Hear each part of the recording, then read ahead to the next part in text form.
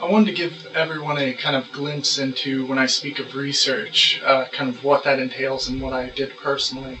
Um, Research involves so many different meticulous, tedious things that you have to do every day to get the info you need. And a lot of that is due to my kind of obsessive-compulsive kind of focus when I find something that I want to know more about. And essentially what I did was, I went through tons of different books, and from magical books to historical mythology, all those things. And then I went deeper than that, as previously mentioned, into studying different common denominators in those things. And then, I went through a lot of different sources to obtain information.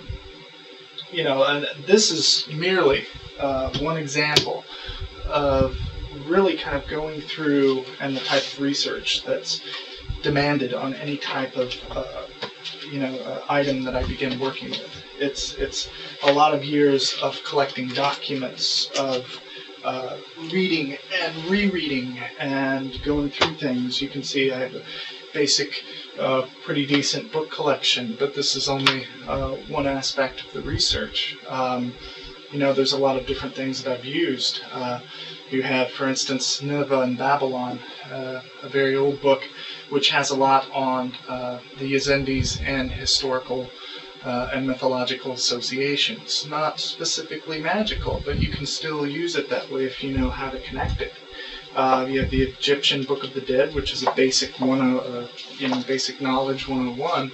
You can take things from that and apply them and see if they work, and they do. All the different types, the Buddhist Tantras, different books that give instruction from a right-hand path point of view and making it to work to your benefit. One of my favorite source materials for my Zoroastrian studies, beyond the Gathas and the Denkart, and is Zaner, and this book has meant a lot. The dawn and twilight of Zoroastrianism, the Magi, all these different things have made a difference. And I've obtained a lot of papers from professors and access through different colleges to obtain materials, not specifically magical, but things that are related to myth and religion. And that's very important in any type of studies you do. You have to break down under the layers and find out what is at the source. This paper here, it's Mephistopheles Oder Lucifer. This is actually, I obtained this probably in, I think, 2003 from Professor or Dr. Flowers, and I'm very grateful for that because it's helped in my own perception of different demonic elements in the Saturn Brotherhood and different things like that. My German obviously is not sharp, so it took some time and reading and so forth. I've had very good mentors over the years.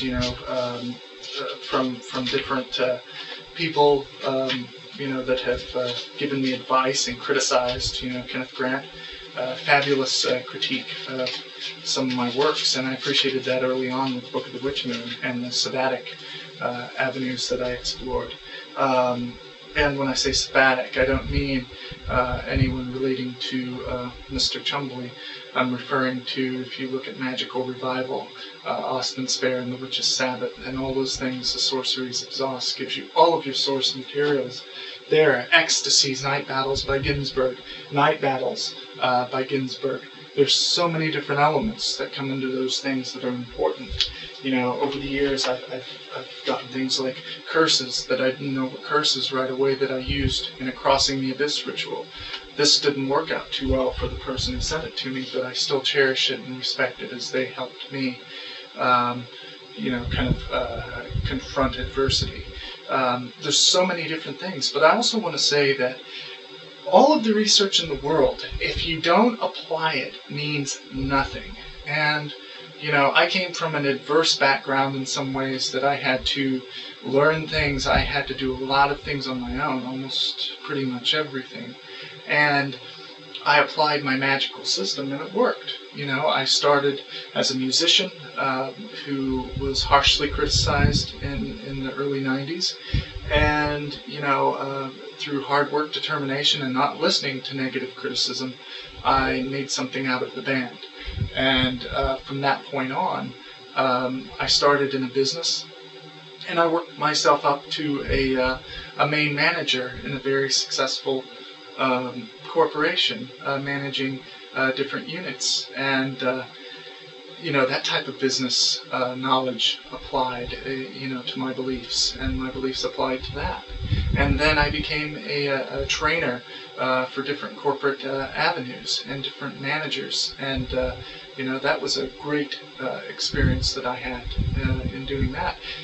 Then to go on to form my own business selling Luciferian and satanic left-hand path items and other things. It's not just related to that. I live in a decent house. I have kids, pets, a great relationship. I have all these things because, I applied my adversarial doctrine in my own life. And that's where people have to know that you have to apply the adversarial path and let it adapt to you.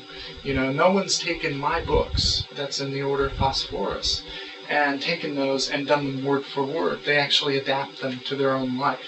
And when they do that, the results are just astonishing as to what you can do. I've had the ability and the wonderful experience of doing soundtrack for a couple films, which I'm very, very grateful to have that experience for, because I love horror films. I continue doing music over the years, and I'm certainly not done. I've got a lot more things that I plan on doing physically in this world. So there's so many different elements that you can apply in research and myth. It's not just reading a book and writing a new system over it. It's meticulous research, and most of it is non-magical research. So that's very important for people to understand, that those elements are crucial, and obtaining more and more knowledge and applying it to make it wisdom is essentially crucial in any type of self-development.